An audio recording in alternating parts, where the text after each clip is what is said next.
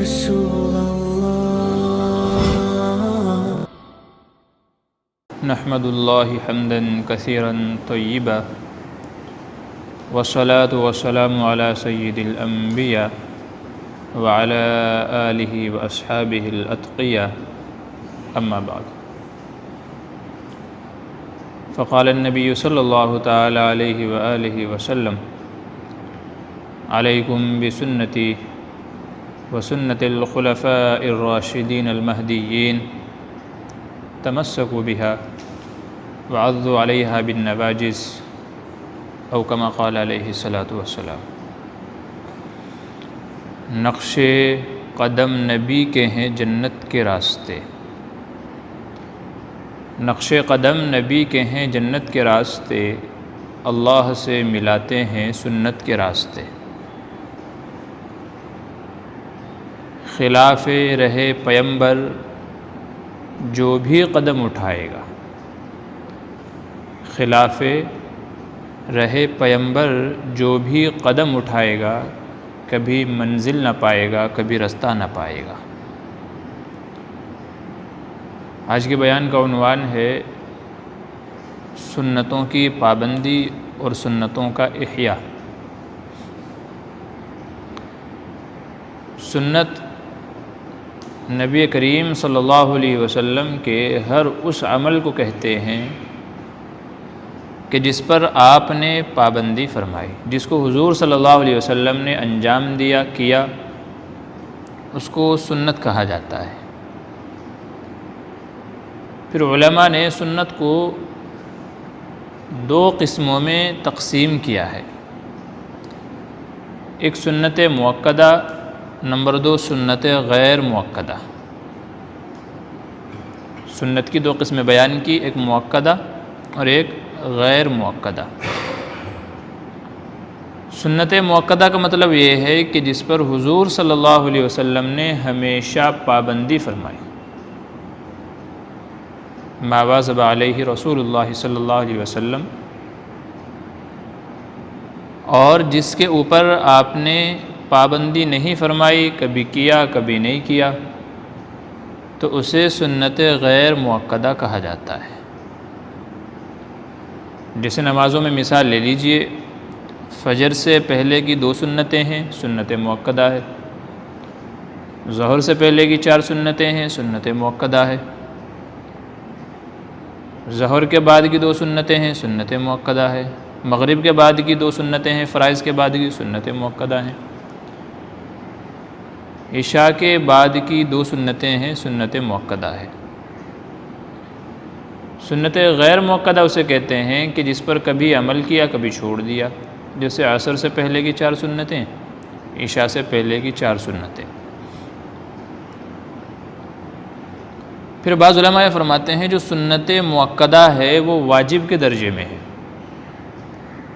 سنت مؤکدہ واجب کے درجے میں ہے، بلا عذر جس کا چھوڑنے والا گنہگار ہوگا. اگر بغیر عذر کے بس ایسے ہی چھوڑ دیتا ہے تو گنہگار ہوگا. ہاں عذر ہے اگر کوئی تو پھر امید ہے کہ شاید گناہ نہ ملے. اور جہاں تک تعلق ہے سنت غیر مؤکدہ کا، تو پابندی ان کی بھی کرنی چاہیے، کیونکہ وہ حضور صلی اللہ علیہ وسلم کا عمل ہے، اور جس کو حضور کی ذات سے عشق ہے، والہانہ محبت ہے، وہ حضور کی سنتوں کو نہیں چھوڑے گا، وہ چاہے مؤکدہ ہوں یا غیر مؤکدہ ہوں. تو عشق تو اسی کا تقاضا کرتا ہے کہ جو میرے حبیب نے کیا میں بھی اسی کو کروں، میرے محبوب نے جو کیا میں بھی اسی کو کروں. تو جس کو عشق ہے وہ ان کو بھی نہیں چھوڑے گا، اور چھوڑنا بھی نہیں چاہیے. لیکن اگر سنت غیر مؤکدہ چھوٹ جائیں تو پھر ان کے اوپر گناہ نہیں ہے. پڑھیں گے تو ثواب ہے، نہ پڑھیں تو گناہ نہیں. پھر بعض علماء فرماتے ہیں کہ ہماری عام زندگی میں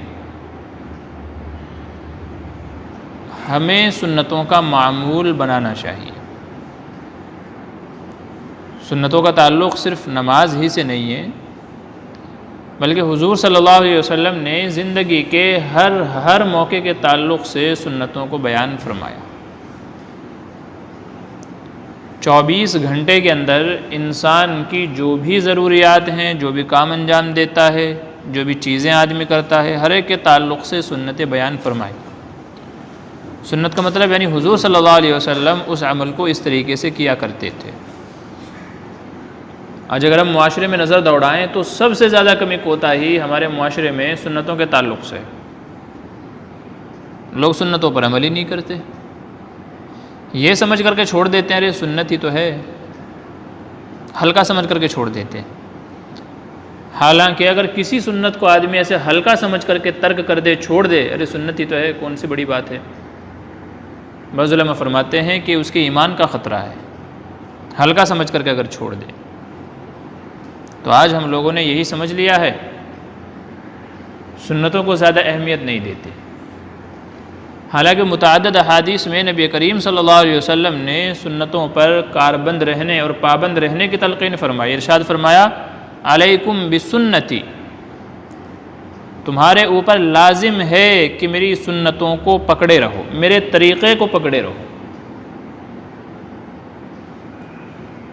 وسنت الخلفاء الراشدین المہدیین، اور میرے خلیفہ حضور صلی اللہ علیہ وسلم کے بعد جو خلیفہ ہوئے ہیں علی الترتیب، خلفاء اربعہ، خلفاء راشدین جن کو کہا جاتا ہے، حضرت ابوبکر صدیق رضی اللہ عنہ، فاروق اعظم رضی اللہ عنہ، حضرت عثمان غنی رضی اللہ عنہ، اور حضرت علی رضی اللہ عنہ۔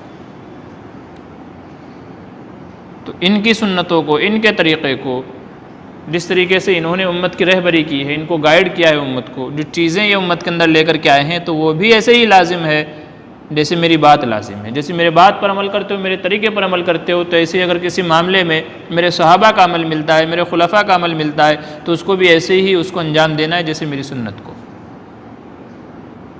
سنت کے یہاں دونوں معنی ہو سکتے ہیں، طریقہ اور سنت۔ تو اس لیے، اور خاص کر ایسے زمانے میں کہ طبیعتیں سست ہو گئی، کوتا ہو گئی، تساہل بڑھتا جا رہا ہے، لوگ سنتوں کو چھوڑ رہے ہیں، حضور صلی اللہ علیہ وسلم نے سنتوں کو زندہ کرنے والے کے لیے بڑا اجر فرمایا۔ بعض حدیث میں آتا ہے کہ جو ایسے زمانے میں جب کہ میری سنتیں مٹ رہی ہوں سنت پر عمل کرے گا تو اس کے لیے شہید کے برابر اجر ہے اور ثواب ہے، جیسا کہ آج کا زمانہ ہے۔ تو اس لیے سنت، وہ چاہے نمازوں کے اندر ہوں، وہ چاہے نماز سے باہر ہماری جو خارجی زندگی ہے، ریئل لائف ہے، تو چاہے اس کے تعلق سے ہوں، ہمیں سنتوں کا اہتمام کرنا چاہیے۔ سنتوں پر عمل کرنے میں بڑی برکتیں ہیں، سنتوں پر عمل کرنے میں بڑی برکتیں ہیں، اور اس سے بڑھ کر کے اور کیا اجر و ثواب ہم کو چاہیے کہ حضور صلی اللہ علیہ وسلم روز محشر میں ایسے بندے کی، ایسے امتی کی سفارش فرمائیں گے جو سنتوں کا پابند ہے۔ حضور جس کی سفارش فرما دیں تو بھلا اس کے بخشے جانے میں کیا تأمل ہو سکتا ہے۔ تو اس لیے سنتوں کو اپنی زندگی میں لانا چاہیے، اہتمام کرنا چاہیے، اور اس کے مطابق عمل کرنا چاہیے۔ کھانے کے تعلق سے ہے، سنتوں کا ذکر ملتا ہے، حضور صلی اللہ علیہ وسلم کیسے تناول کیا کرتے تھے، بسم اللہ پڑھ کر کے کھانا، دسترخوان بچھا کر کے کھانا، زیادہ گرم نہیں کھانا، کھانے سے پہلے ہاتھ دھونا، کھانے کے بعد ہاتھ دھونا، کھانے میں عیب نہ نکالنا، اور اس طرح کی بہت ساری سنتیں ملتی ہیں۔ مسجد میں داخل ہونے کی سنتیں ہیں، مسجد میں داخل ہو تو سنتوں کا اہتمام کرے، دائیں پیر سے داخل ہو، بسم اللہ پڑھ کر کے داخل ہو، داخل ہونے کے بعد درود شریف پڑھے، مسجد میں داخل ہونے کی دعا پڑھے، مسجد سے نکلنے کی سنتیں ہیں، بایاں پیر باہر نکالے، باہر نکلنے کی دعا پڑھے، بایاں پیر میں جوتا پہنے، سونے کی سنتیں ہیں، بستر جھاڑ کر کے سونا، دائیں کروٹ سونا، باوضو ہو کر کے سونا، سوتے ہوئے آنکھوں میں سرما لگانا، نہانے کی سنتیں ہیں، سب سے پہلے وضو کرنا، جسم پر کئی گندگی لگی ہے اس کو صاف کرنا، پہلے سر پہ 3 مرتبہ پانی ڈالنا، پھر دائیں کندھے پر، پھر بائیں کندھے پر، پھر پورے جسم پر رگڑ رگڑ کر کے دھونا، یہ سنتیں ملتی ہیں۔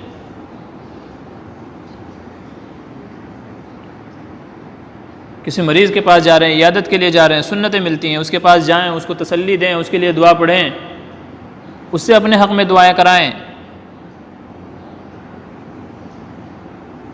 تو ہر موقع کی ہمیں سنتیں تلقین کی گئی ہیں کہ یہ عمل ہم کو کرنا ہے۔ تو حضور صلی اللہ علیہ وسلم کا ایسے مواقع پر عمل کیا ہوتا تھا؟ سواری پر سوار ہونا ہے، اس کی بھی سنتیں ہیں۔ کوئی نئی چیز خریدی ہے، اس کی بھی سنتیں ہیں۔ کپڑا پہننا ہے آدمی نہا کر کے، اس کی بھی سنتیں ہیں۔ زندگی کا کوئی شعبہ، کوئی موقع ایسا نہیں چھوڑا کہ جس کے بارے میں گائیڈ نہ کیا ہو، رہنمائی نہ کی ہو۔ حضور صلی اللہ علیہ وسلم نے اپنی امت کو ہر اعتبار سے گائیڈ کیا ہے، تلقین کی ہے، اور ان پر پابند رہنے کی تاکید آئی ہے۔ علیکم بسنتی، اور جو سنت پر عمل کرتا ہے، اس کا جو پابند رہتا ہے، پھر اس کے لیے اجر و ثواب اور فضیلتیں بھی بیان فرمائے۔ انشاءاللہ اگر سنتوں کے مطابق عمل ہوگا، ہماری زندگی سنت کے مطابق ہوگی، اللہ تبارک و تعالیٰ کی طرف سے زندگی میں برکتیں آئیں گی۔ کیونکہ پوری کائنات میں، پوری دنیا میں اللہ تبارک و تعالیٰ کی ذات کے بعد سب سے زیادہ باعث شرف و مکرم، باعث عزت، اللہ کو اپنی پوری کائنات کے اندر سب سے زیادہ جو محبوب ذات ہے، وہ نبی کریم صلی اللہ علیہ وسلم کی ذات مبارکہ ہے۔ اور کہاوت ہے کہ دوست کا دوست بھی دوست ہوتا ہے، محبوب کا محبوب بھی محبوب ہوتا ہے۔ تو بھلا جو حضور کے طریقے کو اپنائے، آپ کی سنتوں کو اپنائے، اللہ تعالیٰ کیسے اس کو محبوب نہیں فرمائیں گے؟ تو اس لیے سنتوں کے مطابق زندگی گزارنا۔ بلکہ بعض علماء نے یہاں تک فرمایا کہ آدمی کو سنتوں کا پابند ہونا چاہیے، بھلے ہی کوئی تانا دینے والا تانا دے۔ کسی سنت پر عمل کرنے میں لوگوں کی نظروں میں وہ بری معلوم ہوتی، لوگ تانا دیتے ہیں، بھلے ہی وہ تانا دے، لیکن سنت پر عمل کرتے رہو۔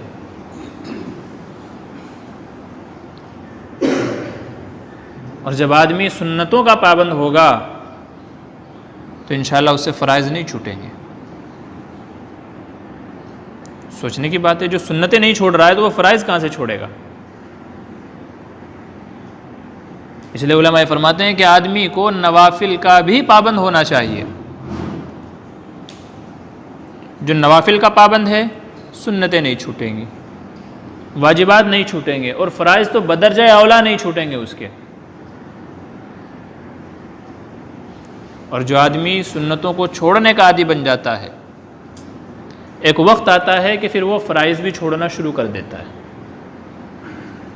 سنتوں کو چھوڑنا شروع کیا، مطلب سنتوں کی اہمیت ختم ہو گئی۔ جب سنتوں کی اہمیت ختم ہو گئی تو فرائض کی اہمیت بھی آٹومیٹک کم ہو جائے گی، اور پھر آدمی ان کو چھوڑنے کا، ترک کرنے کا آدمی پھر جری ہو جائے گا، پھر پابندی نہیں کرے گا۔ اس لیے کہتے ہیں کہ نوافل کی بھی پابندی رکھنی چاہیے۔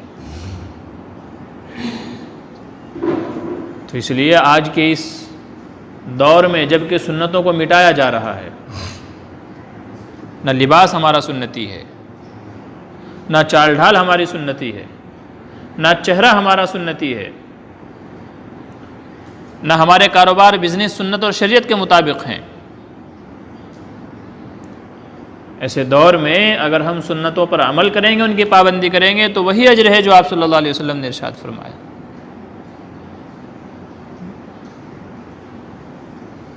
شہید بخشا آیا ہے، اور آپ نے فرمایا جو سنت کو زندہ کرے گا، شہید کے برابر اجر و ثواب ہے۔ تو کیا یہ کم ہے؟ تو اس لیے سنتوں کی پابندی بہت لازم ہے۔ جس بندے کے اندر سنتوں کی پابندی ہوگی، اللہ تبارک و تعالیٰ اس کے چہرے پر الگ ہی نورانیت پیدا فرما دیتے ہیں۔ سنتوں پر پابند رہنے کی وجہ سے اللہ تبارک و تعالیٰ چہرے پر نور پیدا فرما دیتے ہیں۔ آپ دو لوگوں کو کھڑا کر لو، ایک وہ جو سنتوں کا پابند ہے، ایک وہ جو سنتوں کو چھوڑتا ہے، انشاءاللہ دونوں میں فرق آپ کو واضح نظر آ جائے گا۔ بعض صحابہ کے تعلق سے یہ آتا ہے، سفر میں جا رہے تھے، سواری کو روکا اور ایسے بیٹھ گئے جیسے پیشاب کرنے بیٹھتے ہیں، پیشاب کیا نہیں لیکن بیٹھے اس ہیئت میں، اس حالت میں، تھوڑی دیر بیٹھے پھر اٹھ کر کے چل دیے۔ تو جو ساتھ میں تھے خادم، انہوں نے پوچھا حضرت جب پیشاب نہیں کیا، قضاء حاجت نہیں تھی، تو پھر اونٹ سے اتر کر کے تکلیف کی، سفر میں جاتے جاتے اونٹ سے اترے، بیٹھے، پھر چڑھے، تو اتنی تکلیف کیوں گوارا کی؟ کہنے لگے ایک مرتبہ میں حضور صلی اللہ علیہ وسلم کے ساتھ تھا، حضور یہاں رکے، یہاں پیشاب کیا، میرا اگرچہ پیشاب نہیں آ رہا تھا مگر اتباع سنت میں کہ میرے محبوب یہاں بیٹھے تھے، کم سے کم میں اس کی حید تو بنا سکتا۔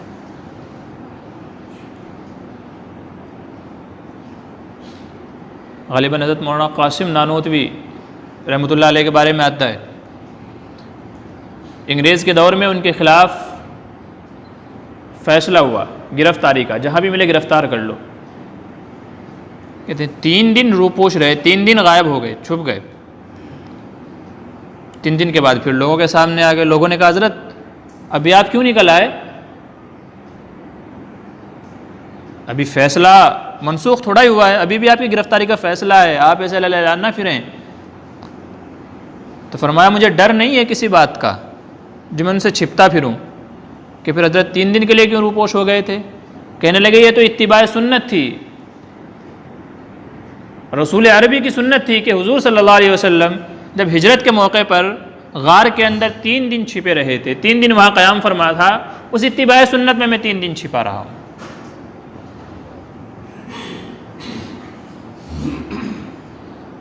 تو اس لیے کہتے ہیں کہ اگر نقل بھی آدمی کر کے لے کے چلے جائے، نقل چاہیے نا، نقل کر رہے ہیں، نقل ہی کرنی ہے، اگر نقل بھی لے کر کے چلے جائیں اللہ تعالیٰ اس پہ بھی پاس فرما دیں گے۔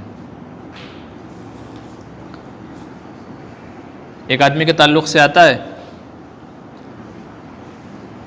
ایک حدیث ہے کہ جس بندے کے بال سفید ہو جائیں، جس بندے کے بال سفید ہو جائیں اللہ تبارک و تعالیٰ ایسے بندے کو عذاب دیتے ہوئے شرماتا ہے۔ آج تمہارے یہاں بال سفید ہو جاتے ہیں تو ڈائی کر کے اس کو وہ بلیک کروا لیتے ہیں، کلر کروا لیتے ہیں، مگر حضور صلی اللہ علیہ وسلم فرما رہے ہیں کہ جس بندے کے بال سفید ہو جائیں، سر کے، چہرے کے، داڑھی کے، پھر اس کا انتقال ہو جائے تو اللہ تبارک و تعالیٰ ایسے بندے کو عذاب دیتے ہوئے شرماتا ہے۔ ایک بندے کا جب انتقال ہونے لگا تو اس نے کہا ایسا ہے میری داڑھی کالی تو نہیں ہے، سفید تو نہیں ہے، کالے ہیں میرے بال تو، لیکن میری داڑھی کے اوپر جو ہے نا آٹا چھڑک دینا جس سے بال سفید معلوم ہوں۔ تو مرنے کے بعد کسی نے خواب میں دیکھا، پوچھا ہاں بھائی کیا حال ہوا تمہارے ساتھ، کیا معاملہ ہوا، تم نے اس طرح کی وصیت کی تھی؟ کہنے لگے ملک الموت میرے پاس فرشتے آئے تھے منکر نکیر سوالات کرنے کے لیے، تو اللہ تعالیٰ نے پوچھا ہاں بھائی تو یہ نوٹنگ کی نقل کیوں کر کے لے کے آیا ہے، یہ تیرے تو بال سفید نہیں تھے؟ تو کہنے لگے کہ مجھ تک تیرے محبوب کا یہ پیغام پہنچا تھا کہ جس کے بال سفید ہوں تو اسے عذاب دیتے ہوئے شرماتا ہے، اس میں نے یہ کر لے۔ کہتے اللہ کے دریائے رحمت جوش میں آئی، ہنسی آ گئی، فرمایا جاؤ بندے کو معاف کر دو۔ ہم کو صرف نقل کرنی ہے، نقل کرنے پہ پاس۔ تو اس لیے سنتوں کا اتباع بہت ضروری ہے، اور آج ہم سنتوں کو سنت ہی تو ہے بس ہلکا سمجھ کر کے چھوڑ رہے ہیں۔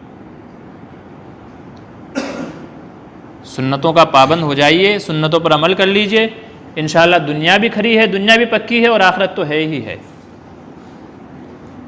کیونکہ سنتوں پر عمل کرنا گویا حضور صلی اللہ علیہ وسلم سے محبت کی دلیل ہے۔ عمل وہی کرے گا نا سنتوں پر، حضور کے طریقے پر، جسے محبت ہوگی، محبت ہی کی علامت ہے۔ وہ کہتے ہیں کہ مجنو جو ہے کتے کو چوم رہا تھا، مجنو کتے کو چوم رہا تھا، کسی نے کہا بھئی اسے کیوں چوم رہا ہے؟ کہتا ہے تجھے پتہ نہیں ہے لیلا کی گلی کا ہے، لیلا کی گلی میں اس کا آنا جانا ہے۔ تو جس سے محبت ہوتی ہے نا تو اس سے جڑی ہوئی ہر چیز سے آدمی کو محبت ہوتی ہے۔ تو در حقیقت سنتوں پر عمل کرنا یہ حضور صلی اللہ علیہ وسلم سے محبت کی دلیل ہے، اور جس کو حضور صلی اللہ علیہ وسلم سے محبت ہے اس کے بخشے جانے میں کیا شک ہے؟